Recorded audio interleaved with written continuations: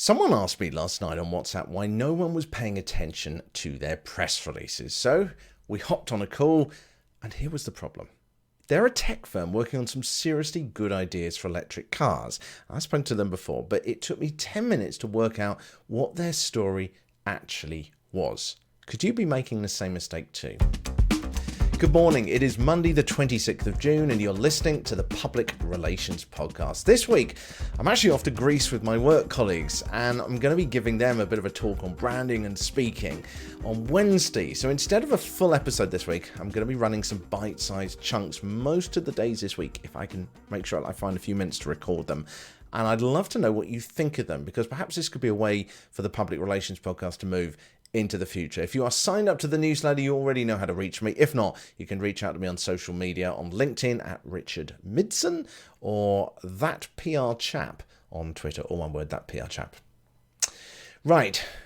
To avoid you having to work out what that tech company was talking about, they're doing some amazing things, right, with the chemistry in electric car batteries. But that was about all I could make out. And after talking to them, and this happens so often, I realised that the story was that they were actually making car batteries that last longer and take you further distances. Now that to me is the story, but it wasn't what they were putting out. Now if they were trying to reach some kind of chemistry journal or mechanics journal, that would have been fine. But they weren't. They were trying to reach the general public and the general news audience. And those journalists are not interested in the chemistry, or at least not at first. If you can get past the first bit, they might well be.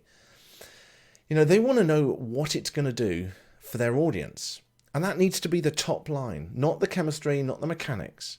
It's got to be, well, that it does make batteries last longer. It does improve electric cars. That's the line. The chemistry then explains it. Here's an example, actually. I spotted on the Dyson website the other day, 2 weeks ago, actually, I think it was. And the story they clearly wanted to get across was that they were recruiting engineers and coders. So they were looking for new people to go and join them. But if they'd written that, that's a pretty boring headline for a story, isn't it? Particularly for a press release. If you say Dyson recruiting, it's like, okay, exciting brand, but so what?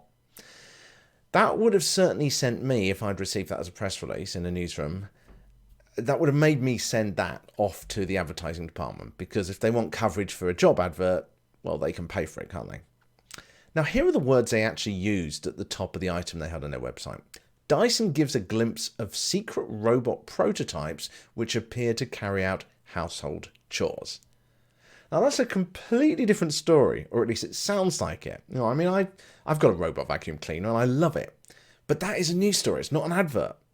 What are Dyson working on?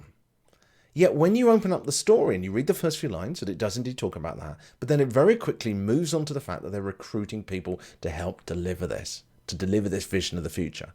So it's all in the context. They're not misleading anyone by putting this story out there, but the hook was a damn sight better than saying we're recruiting some people. So if you're going to sit down and write a press release today, forget first of all about what your organization is doing and think about what it means to journalists and to the public that they're trying to reach. Why would they be interested?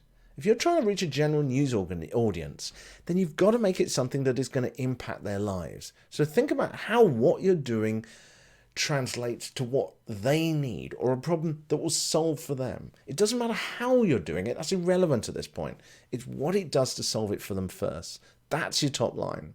So, for example, if I was Dyson and I was approaching a fashion journalist, I'd be starting my press release with something like, could robots one day pick out your outfit for you? Not domestic chores. Again, I'm thinking about the audience and I'm tailoring my story to that audience. That's the message for today. A mini episode, as I say, but fear not, this is not the only one I'm going to be doing this week. I'm going to try and record one almost every day if I can fit them in. Tomorrow, I'm going to do another tip about press releases. Another episode about press releases. These are more than tips. It's a bit more description in here. About the time you first approached journalists. Someone was asking me at the event the other week when I was in Portugal. And they were saying, how do I best approach a journalist when I'm making a cold call? How do I reach out to them? And why is it that they're often a little bit grumpy. Well, I can tell you that because I can speak from experience why I was. So I'm going to give you a whole bunch of ideas about how to deal with that tomorrow. Also, this week's newsletter is going to be a bit shorter than normal, but I'm going to put in there a quick tutorial on sort of 3 things I think you need to do to avoid getting things wrong when you do a press release. So if you'd like to sign up for that, it's the usual URL, the Public Relations Podcast, thepublicrelationspodcast.com, and you can sign up for that there. It's completely free as well. So the rule of thumb today, think about what your audience will be interested in, not what you want to say. That comes later. Ooh, I thought I'd do a motivational quote to start weeks now, because this is a Monday. I hope you like them. I find them quite interesting at times. So I couldn't find an exact confirmation that Estee Lauder said this, but I still think it is a great quote, particularly for people in PR and communications. And it's this: I never dreamed about success, I worked for it. That's something I'm sure you do every day. If you're subscribed, I'm playing the episodes in order. The next episode is on its way in a few seconds' time about the mood swings of journalists. If not, then I'll speak to you tomorrow.